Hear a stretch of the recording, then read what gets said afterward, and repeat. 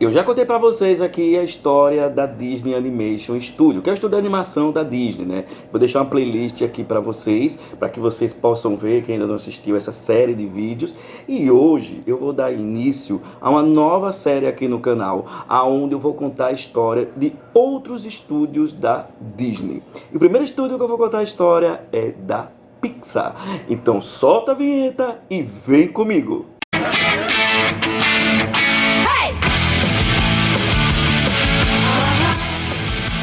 Pois é, né? Quem não conhece a Pixar é esse estúdio maravilhoso que com algumas das suas animações levam a gente às lágrimas. Eu já perdi as contas de quantas vezes eu já chorei com esse estúdio e que tem vários sucessos. É difícil até a gente escolher quais são os tops filmes. Eu vou fazer aqui no canal o meu top 10, vou me dar esse desafio.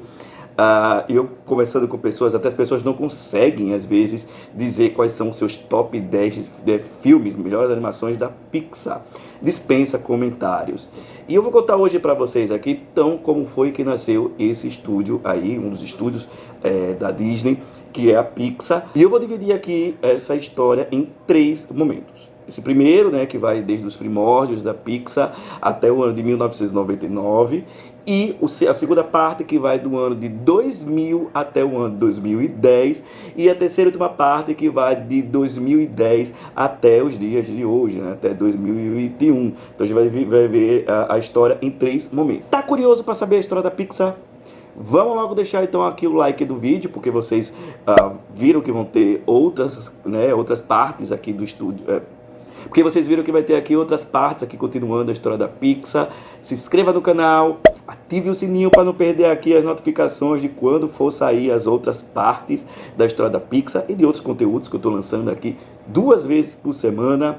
E compartilhe esse conteúdo com as pessoas que são fã da Disney, assim como você. Se você compartilhar o conteúdo, você vai estar me ajudando bastante aqui no engajamento do canal, com certeza. E eu trago novidades, né? A partir da semana que vem vai sair o primeiro episódio do meu novo podcast com a Lori Cortez, que é o Papo do Castelo. Vai estar disponível aí nas principais plataformas digitais, Spotify, Deezer, Google Podcast, iTunes e por aí vai. Vou deixar o link do podcast, né, no Spotify e no Deezer aqui na descrição do vídeo. E eu vou ficar muito feliz se vocês puderem acompanhar também essa minha outra faceta aí, que é um podcast, né, onde a gente pode falar mais sobre um determinado assunto. Pois é, a Pixar, que hoje é da Disney, nem sempre foi assim. Os primórdios da Pixar remontam ao ano de 1974. A Pixar já tinha outro nome, ela foi fundada aí por um homem chamado Alexandre Shuri. E ela tinha outro nome, como eu acabei de dizer para vocês. A Pixar era chamada de Computer Graphic Labs. Pois é, a Pixar, ela nasceu, né, antes de se tornar um estúdio de animação, ela nasceu como uma programadora de softwares para computadores. Mas o Alexandre tinha um sonho, que era um dia dessa empresa, né, que fabricava softwares para computadores, de um dia ele poder fazer um estúdio de animação, que ele ainda não tinha um nome na cabeça, não era Pixar ainda. O seu sonho era então criar o primeiro filme computadorizado em 3D da história. Até então, né, os estúdios de animações eles faziam animações em 2D. A Disney era mestre em fazer animação 2D, que é essa mais simples, podemos dizer assim, mas muito bonita, né? Que eu sinto falta até, inclusive, que é o Aladdin, Hércules, Corcunda de Notre Dame e por aí vai. Alguns anos depois, a futura Pixar era uma subdivisão dentro de outro estúdio que eu tenho certeza que vocês já conhecem, que é a Lucasfilm. O Alexandre ele conseguiu então chegar, né, em um estúdio produtor de cinema, né, que era o seu objetivo para aprender como é que funciona um estúdio de cinema, e ele então conseguiu fazer um acordo aí com o George Lucas, que era proprietário da Lucasfilm, e ele então acabou fazendo com que a sua empresa de computadores acabasse se tornando uma subdivisão dentro da Lucasfilm. A Lucasfilm que vocês sabem que também hoje é da Disney, veja só como é o destino, né? Pixar e Lucasfilm eram parceiras e hoje as duas são propriedades da Disney. Dentro da Lucasfilm, a Computer Graphic, ela ia trabalhar fazendo a parte gráfica dos filmes do estúdio da Lucasfilm, né? Vida Star Wars, que estava nascendo também nesse período aí, né? A franquia Star Wars. Em 1983, a futura Pixar ganhou aí um homem que vai se tornar bastante importante para o estúdio, que é o John Lasseter. Ele vai começar a trabalhar aí nessa subdivisão da Lucasfilm como design gráfico. Por que eu disse para vocês que o John Lasseter ele vai ser um homem muito importante aqui para a Pixar? Anos depois, o John Lasseter ele vai se tornar aí o CEO, o presidente da Pixar, né? Que a gente vai falar mais para frente e com certeza mais sobre ele. O John Lasseter ele vai criar aqui, então agora trabalhando na futura Pixar, um software para animação. Esse software ele foi batizado de Pixar. Mas depois, pouco tempo depois, por conta da sonoridade, o Pixar acabou se transformando em Pixar. Então, a partir desse software aí de animação, foi que nasceu a ideia do nome do estúdio, de Pixar. E poucos anos depois, em 1986, a Pixar agora se tornaria um estúdio independente de animação. E aí, no meio do caminho, a Pixar, né? Agora ela vai encontrar aí um grande investidor, um homem com bastante dinheiro, que vai acreditar nessa empreitada aí de animação 3D e vai começar a investir bastante dinheiro no estúdio, que é o Steve Jobs, que durante muitos anos vai acabar se tornando proprietário da Pixar. Ele vai falar também bastante sobre ele daqui pra frente. Mas vocês se lembram do software que eu falei que foi criado pelo John Lasseter, que foi o Pixar, né? Que é um software para animação? Teve outro estúdio de cinema que acabou se interessando por esse software e se interessou em comprar esse software, que é a Disney. A Disney se interessou e acabou comprando esse software aí da Pixar. O John Lasseter estava predeterminado, estava determinadíssimo em mostrar a capacidade aí do seu software de animação. Então ele decide então criar o seu primeiro curta-metragem em 3D, em computação gráfica. E aí é que nasce o primeiro curta da Pixar, que é o Luxo Júnior, que é aquele curta bonitinho que a gente vê um abajur, uma luminária em um quarto escuro interagindo com uma bola amarela. Pois é, vocês conhecem esse abajur, essa luminária, e também conhece essa bola amarela, que hoje são símbolos importantes da Pixar. O abajur, a luminária, inclusive, faz parte aí da abertura do estúdio até hoje, né? Esse abajur, essa luminária, é o Luxo Júnior, que foi o primeiro curta animado da Pixar. Porém, esse primeiro curta aí não surtiu o efeito desejado pelo John Lasseter, né? Que era de alavancar o interesse aí, né, animação 3D. Mas o Steve Jobs, ele continuou sendo um anjo dentro da Pixar e acabou investindo cada vez mais dinheiro no estúdio, porque ele acreditava nessa empreitada aí do 3D, como já falei para vocês. Cada vez investindo mais dinheiro, pouco tempo depois o Steve Jobs acabou se tornando proprietário da Pixar. A Pixar teve um passado aí que ela acabou se tornando, então, um estúdio que fazia comerciais 3D, antes de se tornar um estúdio de animação. E continuou também fazendo alguns outros curtas, que eu vou mostrar aqui para vocês a imagem, para que vocês tenham ideia de quais curtas que nasceram nos primórdios da Pixar. A partir de 1991, os rumos da Pixar iam mudar drasticamente, porque a partir de 1991 foi feito um acordo entre a Disney e a Pixar para que a Pixar pudesse produzir algumas animações que seriam distribuídas pela Disney. Foi a partir daí então que nasceu o compromisso da Pixar fazer 3 animações computadorizadas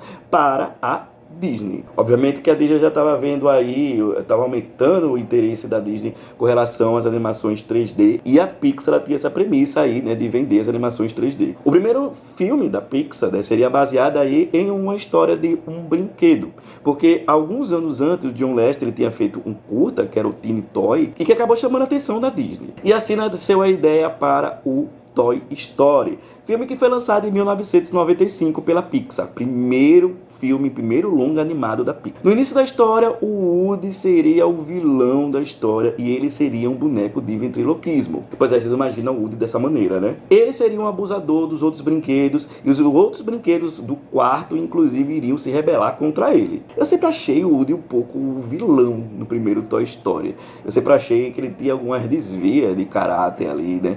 No primeiro Toy Story. Eu acho que esses traços um pouco ciumento, um pouco manipulador, acabaram ficando do primeiro Toy Story. A ideia central do início aqui do Toy Story seria de que os brinquedos desejam brincar com as crianças e que esse desejo acabaria impulsionando suas emoções. Após algumas discussões, após as primeiras abordagens, após os primeiros roteiros serem mostrados da Pixar para a Disney, o rumo da história começou a mudar. A ideia agora era colocar dois personagens com atitudes diferentes em uma jornada. E foi a partir daí que nasceu, então, a parceria entre o Woody e o Buzz. A partir daí, então, o Tiny Toy, aquele brinquedo que eu falei, que toca um tamborzinho, acabou se transformando no que seria o Buzz Lightyear. E o boneco de ventriloquismo, que era o vilão, que era o Woody, acabou se transformando no Cowboy Woody. Pouco tempo depois do lançamento do primeiro Toy Story, o Joe Lester, o Pick Doctor e outros criadores da Pixar acabaram se reunindo em um almoço, e nesse almoço acabaram nascendo a ideia para mais filmes da Pixar. Toy Story 2, Monstros S.A., Procurando Nemo e o Vida de Inseto, que a gente vai falar agora, que é o segundo longa animado da Pixar. Se decidiu primeiro contar a história dos insetos, porque os animadores daquele período julgavam que brinquedos e insetos tinham traços simples e que poderiam vir a calhar em uma animação computadorizada para os recursos da época. O ponto de partida da história foi pegar aí uma fábula bastante conhecida, que era a fábula da formiga e do gafanhoto. Essa fábula conta aí a história de uma formiga que está trabalhando incansadamente durante o inverno, está trabalhando incansadamente para estocar alimento para o inverno que está chegando, e o gafanhoto que está levando lá uma vida bastante tranquila e não está se preocupando com relação a isso. Além dessa fábula, também foi levado em conta aí outras histórias que a Disney acabou contando aí de insetos, acabaram também inspirando aí para vir o Vida de Inseto. O longa acabou encontrando um problema de produção com relação aos insetos que trabalhavam no circo, que estavam presentes desde o início da história. Os produtores achavam um pouco confuso a ideia dos insetos de circo, acabaram se interessando em entrar nessa briga, nessa guerra entre formigas e gafanhoto. Eles não achavam essa ideia tão crível, eles achavam que os insetos de circo não iriam comprar essa briga. E foi a partir daí que eles pegaram um dos personagens, dos insetos do circo, que era uma formiga vermelha, se chamava Red, e essa formiga acabou se transformando no que seria o Flick, o protagonista do longa. Pois é, você se lembra que eu falei para vocês que um mês após o lançamento do Toy Story foi lançada a ideia aí de mais longas da Pixar, e um desses longas foi o Toy Story, Toy Story 2, vamos falar sobre ele agora. Pouco tempo depois, o John Lester, que foi o criador aí do Toy Story, estava viajando de avião com sua família, quando ele se deparou com um menino que estava com o boneco do Woody. E foi nesse momento que o John Lester percebeu que sua história agora não era mais dele, era do mundo. E ele prometeu para si próprio e para o menino que ia fazer uma continuação da história dos brinquedos. E foi a partir daí que nasceu a ideia de se fazer o Toy Story 2. Porém, nós temos aí alguns impasses entre Disney e Pixar. A Disney estava numa empreitada aí, estava numa vibe de querer fazer continuações diretas para VHS nesse período. Nesse período, a Disney estava pegando muitos dos seus clássicos e fazendo continuações para VHS, como por exemplo a continuação de Aladdin, que foi o Retorno do Jafar. E era isso que a Disney queria fazer com Toy Story, queria fazer uma continuação direto para VHS. Um outro impasse era se os dubladores, se as vozes originais do Buzz e do Woody, o Tim Allen e o Tom Hanks, respectivamente, iriam voltar para o Toy Story 2. E para completar, um outro problema era se Toy Story 2 seria feito em computação, em 3D, como o primeiro, ou se seria feita em uma animação 2D, que a Disney dominava bastante nesse período. Após bastante conversa, após bastante problematização, finalmente a Disney e a Pixar entrariam em acordo com relação ao Toy Story 2. A ideia agora era abordar como um brinquedo se sentiria se ele não fosse mais usado por uma criança. E surgiu também a ideia aí de colocar o Woody como um item de colecionador raro. Então a outra adição aí da história vai ser a vaqueira Jessie, que vai nascer graças aí à intervenção da esposa do John Lester, que queria uma personagem feminina mais marcante. E é daí então que nasce a ideia de se fazer a vaqueira Jessie. Pois é, eu vou parar aqui a história da Pixar. Como eu disse para vocês, eu vou contar a história da Pixar em 3 momentos. Esse foi o primeiro momento. Alguns tempos depois vai vir aí a segunda parte da história. E eu espero que vocês tenham gostado.